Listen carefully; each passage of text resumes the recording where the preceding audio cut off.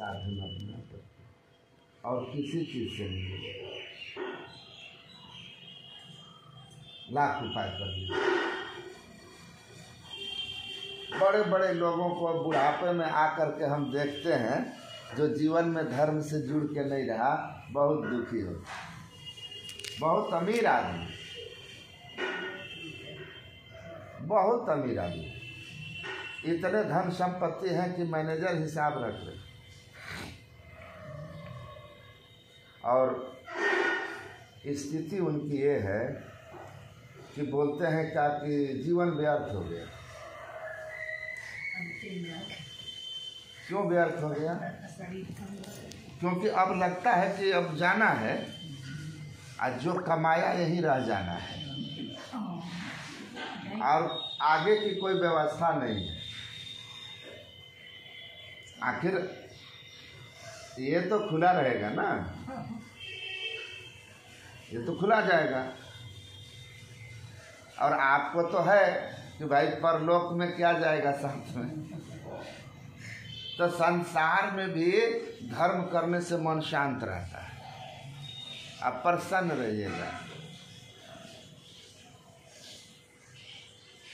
जब भी कोई अच्छा काम करते हैं, कोई भी काम, हाँ, एक आनंद जो है वो भीतर में जो आनंद मिलता है, वो सुख जो है लगता है क्या कि यही जो है असली है, असली, वही असली सुख है। हाँ।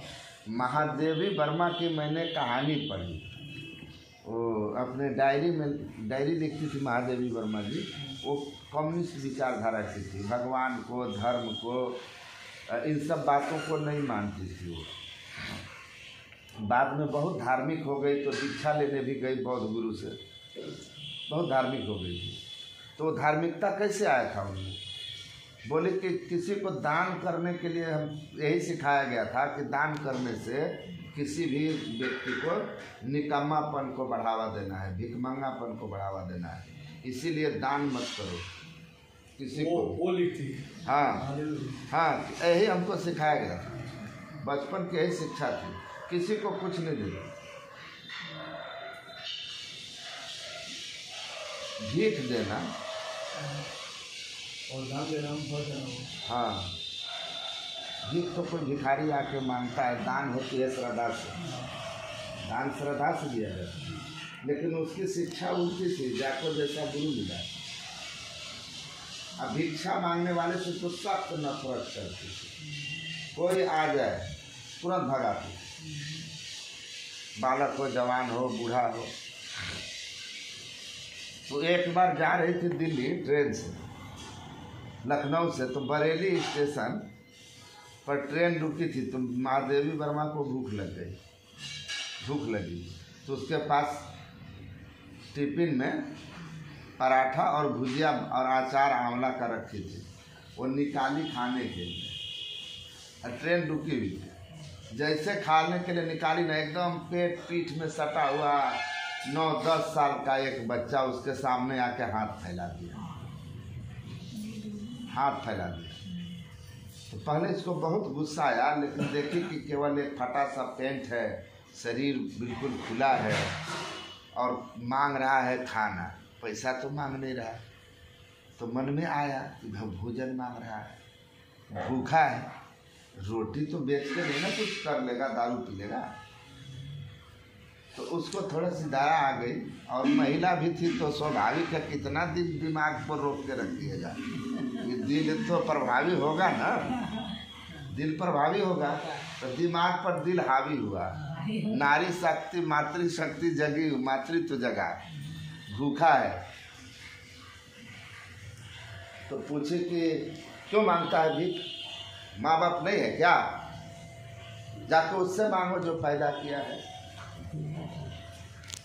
माँ बाप नहीं है क्या? जैसे बोली ना तो लड़का ऐसे गर्दन हिलाता कि माँ बाप नहीं है।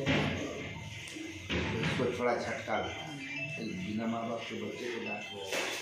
बोला क्या हुआ तुम्हारे माँ बाप? कहा कि पता नहीं, लोग बोलते हैं कि हमको बचपन में कोई स्टेशन पर फेंक के चला गया। तो यहाँ एक स्टेशन मास्टर थे, वही एक दुकान वाले को पैसा दे के दिलवा के हमको पाले थे, उनका भी वो भी रिटायर हो गए स्टेशन मास्टर, तो चले गए। मैं यहीं स्टेशन पर बड़ा हुआ हूँ, यहीं मांग के खाता हूँ, मिल जाता। तो इसको जो है ना बहुत करुणा आ गई, भाई तो ऐसा बालक है, इसको तो देना ही होगा।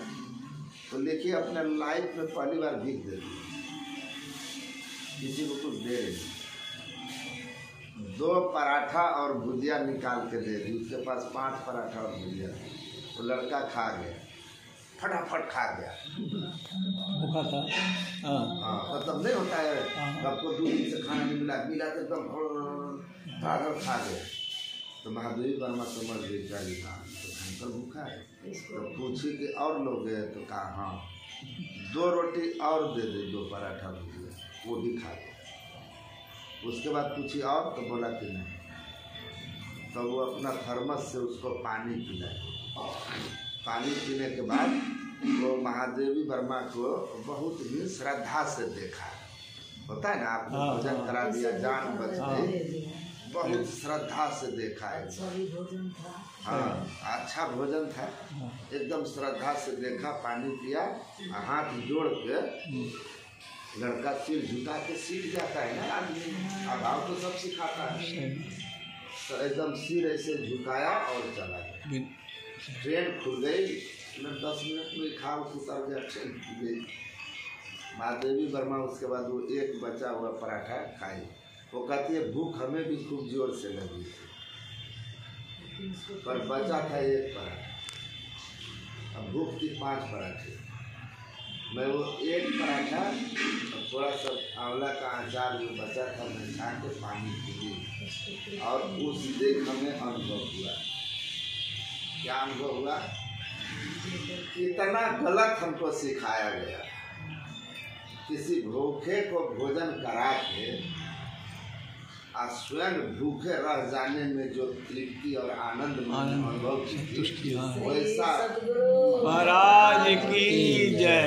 वैसा 5 सितारा कई होटलों में कई राजा महाराजा और उद्योगपतियों का, मंत्रियों का मैं अतिथि रही हूँ, और एक से एक देश विदेश के व्यंजन हमने खाए हैं 5 सितारे होटलों में, बड़े बड़े घरानों में। लेकिन जो तृप्ति और सुख और मन को शांति सुकून आज एक भूखे को भोजन करा के स्वयं भूखे रह जाने में मिला, वैसा किसी में नहीं मिला।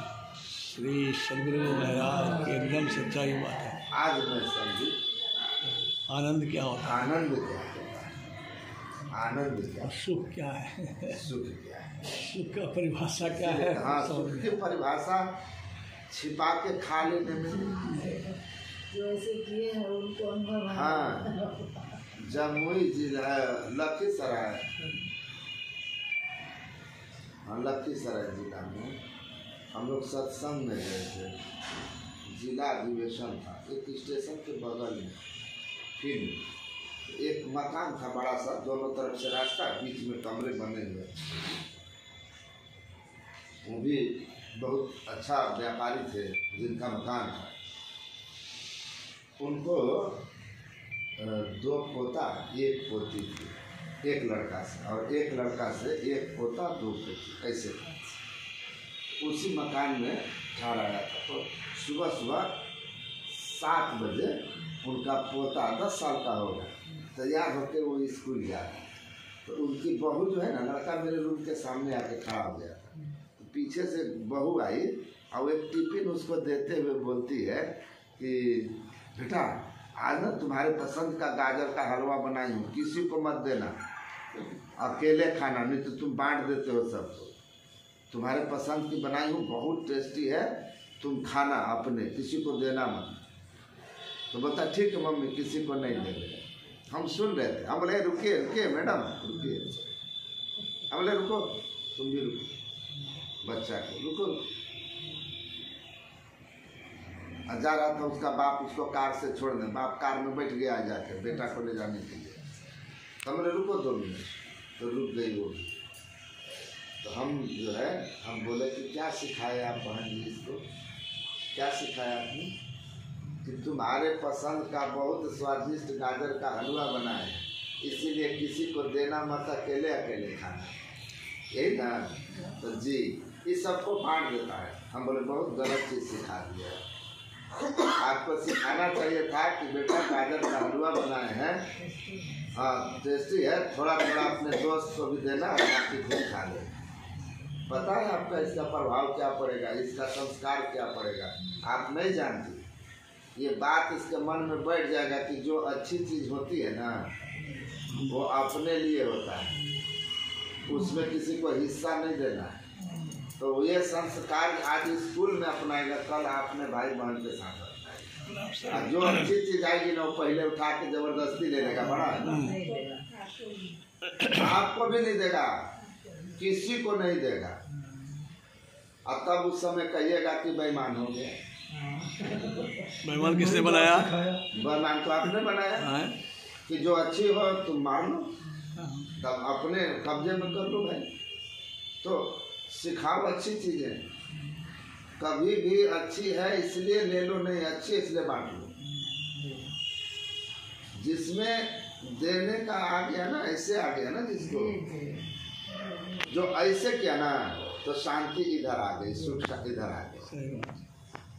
हम बोले इसको बोलिए कि बांट के थोड़ा थोड़ा सबको देगा, ज़्यादा नहीं, अपना खाने भर बचा के देगा, लेकिन थोड़ा थोड़ा दोस्त को देगा। तो बोलते ठीक है बेटा दे देना।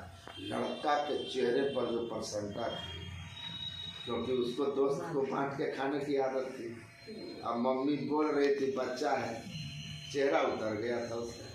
और जब मैंने कहा कि बोलिए बांट के देगा सबको, लड़का एकदम प्रसन्न हो गया। बच्चा है ना, उस बच्चों में होती है प्रवृत्ति, दोस्त में बांटेगा।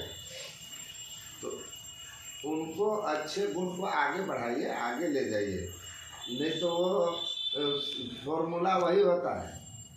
ठीक है, 500 का घोड़ा 800 में बिका तो कितना लाभ हुआ, तो लाभ प्रतिशत निकालने का एक ही सिस्टम है।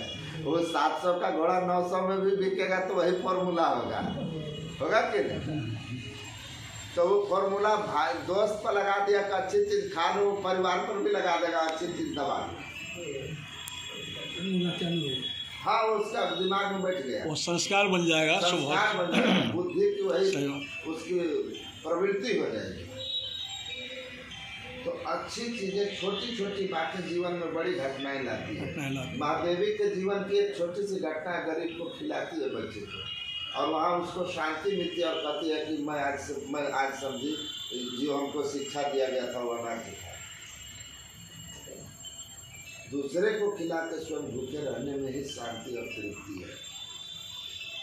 तो माताओं का तो ये स्वभाव है, घर के अंदर में सबको खिलाकर तब अपना खाती है तो इतना उसको संतुष्टि मिलता है, आनंद मिलता है।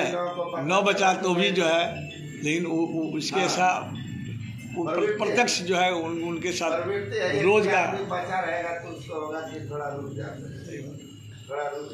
और उसमें जो आनंद आता है तो उसको रिटर्न उसको विवेकानंद के घर में गरीबी थी। स्वामी विवेकानंद के घर में गरीबी थी। पिता मर गए तो स्थिति खराब हो गई, तो किसी तरह किसी को पढ़ाए, कुछ पैसा दिया। तो एक दिन घर में आलू लेकर आए थे, 2 आलू बड़ा बड़ा, और आलू को सब्जी बनाया। और उनकी माँ जो है ना, आलू खाना वो लोग जो है ना, भोजन बंगाली अपने जाके ले लेता है लोग। उनके घर में 5-6 लोग थे, सब लोग गए भोजन लेने के लिए, और सब केवल रस ले लेता था और रोटी ले लेता था, आके खा लेता था। आलू 4 भाग कोई नहीं खाया। अच्छा, दूसरे के लिए छोड़ते गए। अच्छा। तो स्वामी विवेकानंद जी महाराज जो है, सबसे छोटे थे वो, तो देखे कि तो आलू रखा का रखा रह गया, कोई खाया ही नहीं। तो ये भी ले करके खा लिया। उसके बाद आलू छोड़ दिए ये भी, और खाए और वहाँ से निकल गए। बड़ा इनको ये बात मरमाहत किया, भाई घर में ऐसी स्थिति है कि आलू का एक भाग भी कोई नहीं उठाता है, दूसरे के लिए छोड़ रहा है। रामकृष्ण परमहंस के यहाँ गए थे उस दिन। रामकृष्ण परमहंस दक्षिणेश्वर में नहीं, तो बाद में दक्षिणेश्वर बुलाए हैं, तो रामकृष्ण परमहंस के पास गए हैं तो कहा कि दक्षिणेश्वर आओ, दक्षिणेश्वर आओ, माँ से मांगना। तो ये जा कोई घटना सुनाए हैं कि बहुत गरीबी है, 4 आलू 2 आलू का 4